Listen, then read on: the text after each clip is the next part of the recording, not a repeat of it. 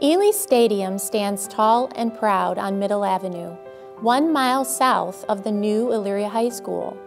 In 1926, Mr. William Ely, grandson of Elyria's founding father Heman Ely, and one of Elyria's most prominent citizens, donated a significant amount to erect a concrete stadium at the athletic field.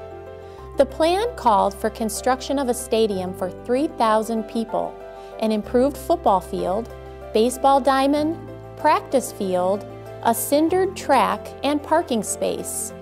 Lockers and dressing rooms were to be built underneath the seats.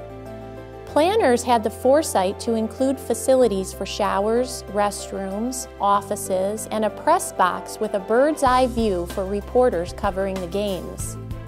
The structure was to be called Ely Stadium, and it was built, just as instructed, in a timely way so that the first game was played at Ely Stadium on October 8, 1927. It was billed as one of the finest football fields in the country, making history as one of the first Ohio fields to install lights for night football. Elyria played Sandusky in the first night game on September 18, 1930, and Elyria won. Ely Stadium has stood the test of time and weathered the elements of seasonal change and harsh northern Ohio winters, though not without serious wear. Design elements and materials that make the stadium vintage in appearance are faltering after so many decades of use. Behind the Coliseum arches at the backside of the grandstand is a concrete roof that's flat and overlays the locker rooms, showers, storage, and boiler room underneath the seats. Open to the elements, the flat concrete roof traps water and moisture and is victim to the deterioration it breeds. The concrete crumbles and water infiltrates the materials and spaces below. A wood ceiling that runs the length of the grandstand and is cover to the locker rooms, coaches' spaces, and storage areas beneath is a casualty of water seepage and age. In this, the junior varsity locker room, one can see the wear and tear on the wood-planked ceiling, concrete floors, and metal lockers. Ventilation is nearly non-existent. Modern locker rooms require air exchange that meets code. Further, the restroom facilities are minimal, even lacking basic necessities like sinks for hand washing and little privacy to speak of. Handicap accessibility was not on the radar in the 20s and 30s, and ADA compliance is sorely absent throughout the facility. The coaches area, situated between the locker rooms, has one stall with a toilet and a door for privacy and a trough. Spaces that were once suited for showering no longer can be used, so they become space for storage. The areas are spruced up with spirited paint, but it cracks and peels as moisture seeps in. Exposed conduit runs the length of the rooms to hide and protect electrical wiring. Makeshift measures are stopgaps to old age problems. Newly laundered uniforms stay stored in bags for safekeeping. Warehousing options are limited in the tight spaces below the stands. The varsity locker rooms tell the same story as that of the space for younger athletes. Deteriorated wood, pock-marked concrete, and poor ventilation. Lockers show the same wear with bent, stuck doors that groan when they open.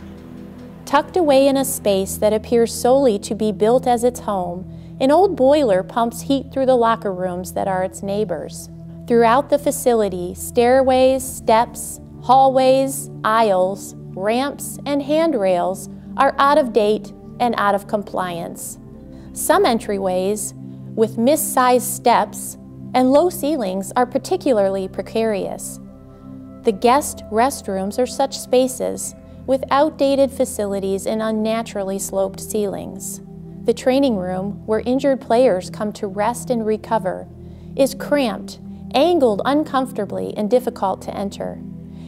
It smells of mildew, and why becomes quite quickly apparent as moisture collects in droplets on the ceiling and pools on the floors. The state of the interior walls, floors, and materials demonstrate the damage water can do. Out in the tunnel underneath the seats, a look-up tells an interesting story. Construction of the stadium is a typical column and concrete bay design.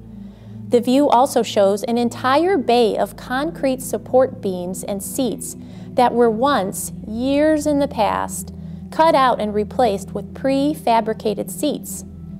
From an architect's perspective, the job was done to replace sagging cement that was unsafe due to age and water infiltration. The tunnel is a well-traveled area.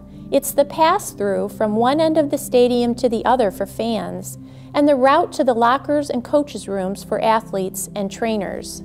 The vomitoriums, or ramps leading from the tunnel to the stands, are heavily trafficked as well. The asphalt surface is worn, and dips and ruts pose tripping hazards.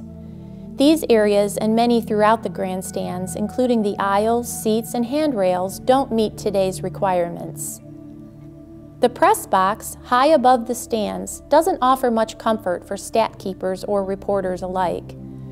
The area has minimal amenities, offers no heat, and single-pane uninsulated windows do little to warm the space on a cold Friday night. What it lacks in comfort, however, the press box makes up for in views. From the decks that sandwich the box, one can truly see the expanse of the grounds below. The football field, baseball fields, tennis courts, field house, and basic visitor stands, as well as the practice/parking areas.